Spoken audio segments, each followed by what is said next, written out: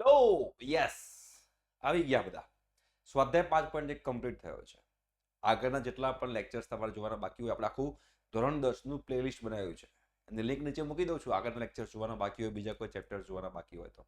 અને free of cost material જોઈતું હોય તો આપણી વેબસાઇટ છે jagrutawas.com, ત્યાં આગળ તમને ધોરણ 10 નું ફ્રી ઓફ કોસ્ટ મટીરિયલ પણ મળશે. એની લિંક પણ નીચે અવેલેબલ છે, એટલે ખાસ તમે જોજો. એટલે વિડીયો લેક્ચર્સ મટીરિયલ બધું તમે લોકોને ફ્રીમાં અવેલેબલ થઈ જશે. ઓ તમારે શું કરવાનું? તમારે ચેનલને સબસ્ક્રાઇબ, રેડ બટન છે ને બાજુમાં લાલ બટન દબાઈ દો. હા એમ ફ્રી જ છે. ચલો, તો હવે આજે આપણે સમાંતર શ્રેણીની અંદર nમું પદ શોધવાની જે ઇક્વેશન છે એની વાત કરશું. nમું પદ શોધવાનું સૂત્ર, બરાબર છે. nમું પદ શોધવાનું સૂત્ર જે છે, જે આપણે અહીંયા આગળ કરવાનું છે. બીકોઝ ધારો કે આપણે કોઈક સમાંતર શ્રેણી લઈએ, કેમ શીખવાનું એનું તમને કારણ આપું. સમાંતર શ્રેણી 3 ને 8 13 18 બરાબર છે, 23 dot dot dot dot dot dot dot dot. હવે આ એક સમાંતર શ્રેણી છે. હવે તમને ખબર પડી ગઈ બેટા તફાવત તો 5 છે. અહીં તો સિમ્પલ છે, આપણને ખબર પડી જાય કે સાહેબ તફાવત તો 5 છે. ઓકે, તફાવત 5 છે. યસ, બિલકુલ સાચી વાત છે. તફાવત 5 છે, બટ આને કયું પદ કહેવાય ખબર છે? આને કહેવાય પહેલું પદ, જેને આપણે a1 કહીએ છીએ. આને કહેવાય બીજું પદ, જેને આપણે a2 કહીએ છીએ. આને કહેવાય ત્રીજું પદ, જેને આપણે a3 કહીએ છીએ. આને કહેવાય ચોથું પદ, જેને આપણે a4 કહીએ છીએ. આને કહેવાય પાંચમું પદ, જેને કહેવાય a5. એ રીતે nમું પદ શોધવાનું હોય તો એને કહેવાય an. ઘણી જગ્યાએ an પણ કહેવાતું હશે, ઘણી જગ્યાએ tn પણ કહેવાતું હશે. તમારે જે કહેવું તમે લોકો કહી શકો છો. tn મતલબ શું? nમું ટર્મ. t ફોર શું છે? t for term. શું છે બેટા? T four term. ટર્મ કહેવાય. જે પદ જે છે, પદને બેટા આપણે ઇંગ્લિશમાં ટર્મ કહીએ છીએ. આ પદ જે છે એને આપણે ઇંગ્લિશમાં ટર્મ કહીએ છીએ. એટલે અહીંયા આગળ લખ્યું છે ટીએન. ઘણી જગ્યાએ બુકમાં ટીએન બી આપ્યું છે, એન બી કહી શકો, ટીએન બી કહી શકો. તમારે જે કહેવું હોય તમે લોકો બિંદાસ કહી શકો. તમારી લાઈફ, તમારી જિંદગી, તમારે જે કહેવું હોય તમે કહી શકો. મેઇન વસ્તુ છે કન્સેપ્ટ તમને આવડવો જોઈએ, બરોબર છે. બાકી daawpani.com.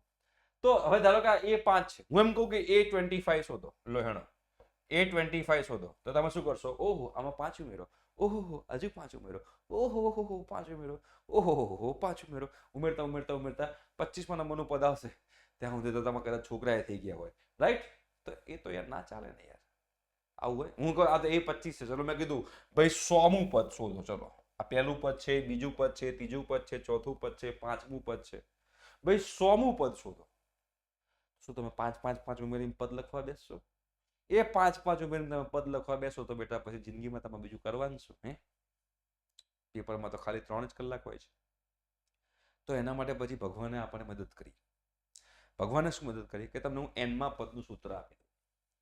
અને આ જે એનમાં પદનું સૂત્ર છે, એ સૂત્ર ખાલી યાદ રાખવાનું, અને એના પછી તમારે જે પદ શોધવું શોધી શકાય. તો જુઓ, અહીંયા આગળ તમને કહું, સમજજો, ધ્યાનથી સમજજો, તમને લોકોને આઈડિયા આવશે. જોજો, ધારો કે પહેલું પદ છે a1, તે શું છે? 3. આનો તફાવત કેટલો છે? જેને આપણે ડી કહીએ છીએ. તફાવત છે 5, બરોબર? તફાવત છે 5. હવે બીજું પદ છે, બીજું પદ એના લખાય, બીજું પદ ઇઝ ઇક્વલ ટુ 3 વત્તા 1 ગુણ્યા 5. તફાવત 5 છે. 3 શું છે? 3 પ્રથમ પદ છે. બીજું પદ જે છે એ 3 વત્તા 1 ગુણ્યા 5. 1 ગુણ્યા 5 કેટલા થાય? 5. 5 વત્તા 3 8. 8 છે.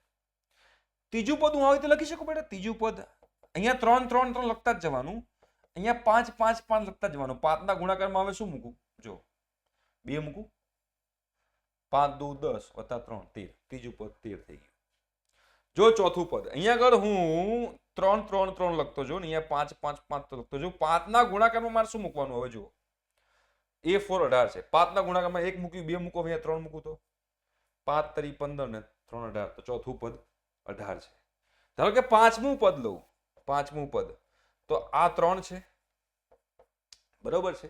આ 3 છે. અહીંયા તો 5 જ, અહીંયા વત્તા ક્યાંથી આવ્યું? અહીંયા ગુણાકાર ના આવે ને, અહીંયા વત્તા આવે. પ્લસ અહીંયા 5 જ મૂકવાનું છે, તો અહીંયા આગળ મારે શું મૂકવું પડશે? 4. તો જો અહીંયા આગળ તો બધે 3 3 3 3 3 જ છે. અહીંયા તો બધે 3 3 3 3 જ છે. વચ્ચે તો બધે plus plus plus plus plus plus જ છે. અહીંયા તો 5 5 5 5 5 જ છે. તો આ 3 3 3 શું હતું? 3 3 3 એ હતું. એ મતલબ કે પ્રથમ પદ જ હતું. બધે જો પ્રથમ. અહીંયા શું હતું? તફાવત ડી. તફાવત હતો D. D D D D D. મતલબ કે સમજજો બેટા, મારે એનમાં પદનું સૂત્ર શોધવું હોય, એ એનમાં પદના સૂત્રમાં એનમું પદ tn પણ કહેવાય અથવા તો an પણ કહેવાય, તમારે જે નામ આપવું હોય. tn પણ તમે લોકો કહી શકો છો, તમે an પણ તમે લોકો કહી શકો છો, એમાં કઈ ગભરાવાની જરૂર નથી. એમાં તમે જોશો તો જો અહીંયા બધે 3 3 3 એટલે શું છે? પ્રથમ પદ તો છે જ, મતલબ કે પ્રથમ પદ તો છે જ વત્તા અહીંયા તફાવત તો છે જ. જો પ્રથમ પદ તો છે જ, આ રહ્યું, અને આગળ તફાવત છે જ. તફાવત જોડે કંઈક ગુણેલું છે. શું ગુણેલું છે? અહીંયા 1 ગુણેલું છે, અહીંયા 2 ગુણેલું છે, અહીંયા 3 ગુણેલું છે, અહીંયા 4 ગુણ્યું છે. હવે તમે જુઓ, અહીંયા હતું 2 તો તફાવત જોડે 1 ગુણેલું હતું. અહીંયા હતું 3 તો તફાવત જોડે 2 ગુણેલું હતું. અહીંયા હતું 4 તો તફાવત જોડે 3 ગુણેલું હતું. અહીંયા હતું 5 તો તફાવત જોડે 4 ગુણેલું હતું. તો મારે ધારો કે A7 શોધવું હોય, A7 મારે A7 શોધવું શું થાય? મારે A7 શોધવું હોય, સમજજો, મારે A7 શોધવું હોય તો એ તો મૂકવાનું જ, એ તો મૂકવાનું જ, તફાવતે મૂકવાનો. તફાવત જોડે મારે શું મૂકવાનું? 6. અહીંયા 7 હતું એટલે 6. મારે A8 શોધવું હોય, A8 તો એ તો પ્રથમ પદ તો મૂકવાનું જ, પ્રથમ પદ મૂકવાનું, એ તફાવત મૂકવાનો, અને ડી જોડે શું મૂકવાનું? 7, કારણ કે A8 છે. મારે A9 9મું પદ શોધવું હોય, 9મું પદ, તો અહીંયા એ તો મૂકવાનું જ, અહીંયા ડી તો મૂકવાનું જ, જોડે મારે શું મૂકવાનું? 8. જે અહીંયા હોય એના કરતા એક ઓછું. 10મું પદ મારે શોધવું હોય તો અહીંયા એ તો મૂકવાનું જ, અહીંયા ડી તો મૂકવાનું જ, અહીંયા મૂકવાનું 9. મારે 11મું પદ શોધવું હોય તો અહીંયા એ તો મૂકવાનું જ, અહીંયા ડી તો મૂકવાનું જ, અહીંયા મૂકવાનું 10. મતલબ કે જે નંબરનું પદ શોધવું હોય એના કરતા એક ઓછું અહીંયા મૂકવાનું. જે નંબરનું પદ મારે શોધવાનું છે બેટા, જે નંબરનું પદ મારે શોધવાનું છે, 7મું પદ તો અહીંયા આગળ 6, 9મું પદ તો અહીંયા આગળ 8, 10મું પદ તો અહીંયા આગળ 9, 11મું પદ તો અહીંયા આગળ 10. તો મારે અહીંયા nમું પદ શોધવાનું છે. તો nમું પદ છે અહીંયા આગળ, જો 7 8 9 10 11 હતા, તેવી રીતે અહીંયા આગળ n છે, તો મારે n જોડે શું ગુણવાનું આવશે? n-1. તો મારું n માં પદનું સૂત્ર થઈ ગયું, એમાં n માં પદનું સૂત્ર થઈ ગયું, કાં તો tn કો કાં તો an કો, tn બરાબર a પ્લસ n-1 d. હવે તમને કોઈ એમ કે મારે 10મું પદ શોધવું છે, તો તમારે n બરાબર શું મૂકવાનું? 10. n બરાબર 10 મૂકો તો n બરાબર 10 મૂકો તો n બરાબર 10, તો અહીંયા 10 મૂકવાનું. t10 બરાબર a, અહીંયા મુકાય 10 માઇનસ 1d, તો t10 શું થાય? t10 થાય a વત્તા 9d. ધારો કે તમારે 15મું 20મું પદ શોધવું છે, n બરાબર 20 મૂકી દો, તો તમારે 20મું પદ શોધવું હોય તો n બરાબર 20 મૂકો. તો n બરાબર 20 મૂકો, શું થાય? અહીંયા બધે જ્યાં n દેખાય, જ્યાં તમને n દેખાય, n બરાબર 20 અહીંયા મૂકો, n બરાબર 20 અહીંયા મૂકો. બાકી બધું એનું જ રહેશે, બાકી બધું એનું એ જ રહેશે, ખાલી આ બધું બદલાયા કરશે. એટલે મારે 20મું પદ શોધવું હોય તો t20 is equal to a વત્તા 20 માઇનસ 1d, એટલે કે t20 બરાબર a વત્તા 19d. સિમ્પલ. તમારે જે નંબરનું પદ શોધવું હોય એ નંબરનું પદ તમારે અહીંયા આગળ શોધી શકાય. તો મેં કીધું એમ કે મારે હવે આ એક સમાંતર શ્રેણી છે. હવે જોજો, આ એક સમાંતર શ્રેણી છે જેનું મારે 25મું પદ શોધવું હતું. તો 25મું પદ શોધવું શું લખાય? 25મું પદ શોધવું હોય તો t25 બરાબર a વત્તા 25 માઇનસ 1d, એવું લખાય. a વત્તા 24d. એ શું હતું? પ્રથમ પદ. પ્રથમ પદ કેટલું છે? 3 વત્તા 24, તફાવત કેટલો હતો? 5 નો, બરાબર. તો 3 24 પંચા 120, 120 વત્તા 3 123. તો આ જે સમાંતર શ્રેણી છે એ સમાંતર શ્રેણીનું 25મું પદ 123 છે. તમારે પેલું 5 5 5 5 5 5 5 5 5 5 5 5 5 5 ઉમેરવાની જરૂર નહીં. તમારી પાસે આ n માં પદનું સૂત્ર હોય તો તમે લોકો જે છે એ સમાંતર શ્રેણીનું કોઈ પણ પદ હોય તમે લોકો શોધી શકો છો.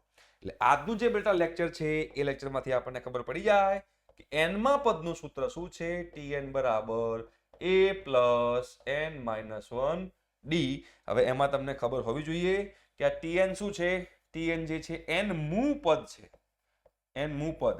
n બરાબર 1 મૂકો તો પહેલું પદ, n બરાબર 2 મૂકો તો બીજું પદ, n બરાબર 3 મૂકો તો ત્રીજું પદ. બરોબર? ક્લિયર છે? એ શું છે તમારું બેટા? તો અહીંયા એ જે છે એ તમારું છે પ્રથમ પદ. એ જે છે તમારું પ્રથમ પદ છે. ડી જે છે તફાવત છે. ડી જે છે તફાવત છે. અને n મું પદ છે. આ n શું છે? જે નંબરનું પદ પૂછ્યું છે એ નંબરનું પદ નંબર, જે નંબરનું પદ પૂછ્યું હોય એ નંબર. એક વસ્તુ યાદ રાખવાની કે આ n જે છે એક નિયમ જે તમારે તમારા મગજમાં ઘુસાડી દેવાનો છે. એ નિયમ એ છે કે n હંમેશા પૂર્ણાંક સંખ્યા જ હોય. પૂર્ણાંક સંખ્યા જ હોય.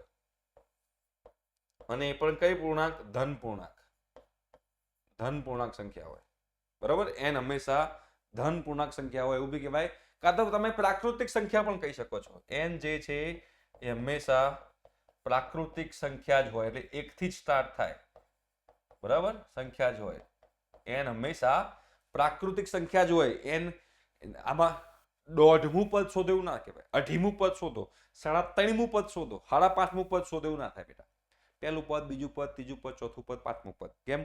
તમારે આગળનો જો સ્વાધ્યાય જે છે ને, સ્વાધ્યાયમાં ખબર પડશે હું કેમ આ કહી રહ્યો છું. આ કન્સેપ્ટ, આ પાયો કેમ કહી રહ્યો છું ને, એ તમને આગળના સ્વાધ્યાયમાં ખબર પડશે. પણ અહીંયા મગજમાં તમારે આજનું જે લેક્ચર છે એ લેક્ચરમાં તમારા મગજમાં બે વસ્તુ ઘુસાડવાની છે કે n માં પદનું સૂત્ર એક આ છે અને આ ખાલી સમાંતર શ્રેણી માટે લાગુ પડે. એમાં t અને n મું પદ છે એ પ્રથમ પદ છે, નંબર છે d તફાવત છે, અને n જે છે હંમેશા પ્રાકૃતિક સંખ્યા જ હોય. એ તમારે મગજમાં ઘુસાડી દેવાનું છે. જો તમને આટલું ખબર પડી જાય તો નેક્સ્ટ લેક્ચરમાં આપણે સ્વાધ્યાય 5.2 ની શરૂઆત કરીશું. તો એમાં તમને દાખલા ગણતા ફાવશે. તો આવો ફટાફટ નેક્સ્ટ લેક્ચરમાં. ત્યાં સુધી બાય.